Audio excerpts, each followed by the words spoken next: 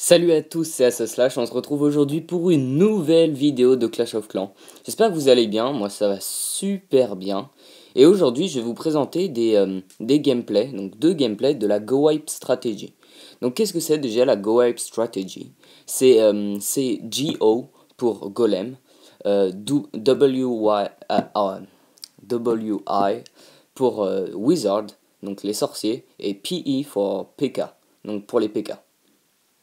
En fait, cette stratégie est vraiment très très bourrin. C'est vraiment vous rentrez dans le tas, dans la base complètement ennemie. Alors, c'est parti pour le premier exemple. Donc, ça va être un petit peu foiré quand même. Je suis pas super fier de celui-là, de cette attaque, parce que je trouve les PK mais vraiment relativement très stupides.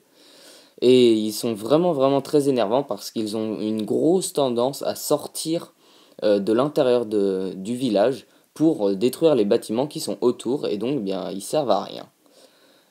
Sur celui-là, ça va être ma première attaque, donc je balance directement tous mes sorciers, je les enrage, j'ai aussi mis le golem pour protéger, j'envoie les casse-briques un peu à l'arrache, j'ai vraiment pas eu de chance de tomber sur un village avec dans le château de clan un, un dragon, ça va vraiment vraiment être très embêtant pour la suite de mon attaque.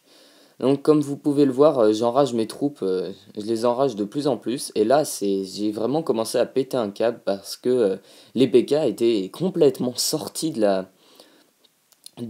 l'intérieur du village ennemi. Je sais pas pourquoi, ils ont vraiment fait un grand tour pour sortir, et maintenant ils vont détruire les bâtiments tout autour. Et donc, oui, moi qui croyais avoir au moins 2 étoiles, parce que vous voyez, l'hôtel de ville est très facilement accessible, et pourtant je ne vais pas y arriver, car les PK et les sorciers sont partis complètement à l'opposé. Donc voilà. Je voulais aussi vous parler de quelque chose vite fait dans cette vidéo. C'est le fait que j'aurais jamais dû vous écouter. Vous m'avez demandé, énormément de gens m'ont demandé de passer à l'hôtel de ville niveau 10. Et j'avais oublié quelque chose, c'est que ce qu'on appelle les loot penalty, qui sont en fait, quand vous attaquez quelqu'un avec un hôtel de ville en dessous du vôtre, vous avez 10% de moins de ressources disponibles. Quand vous attaquez avec 2 hôtels de ville en dessous, vous avez 50% de disponibles. Puis ensuite, ça descend à 10%, et après c'est 10%, 10%, 10%. Et le problème, c'est que la plupart du temps, quand je farmais, c'était sur des hôtels de niveau 8, parce que les hôtels de niveau 9 sont vraiment très difficiles à farmer, parce que les Arkix, j'arrive pour l'instant très mal à les gérer. Ils- J'arrive très mal à les gérer, je trouve qu'ils font beaucoup trop de dégâts. Donc et peut-être que je me sens pas en confiance, et le fait de pas se sentir en confiance, ça doit me gêner. Donc si jamais vous avez des conseils, n'hésitez pas à les mettre en commentaire, parce que je fais des attaques vraiment pitoyables, hein.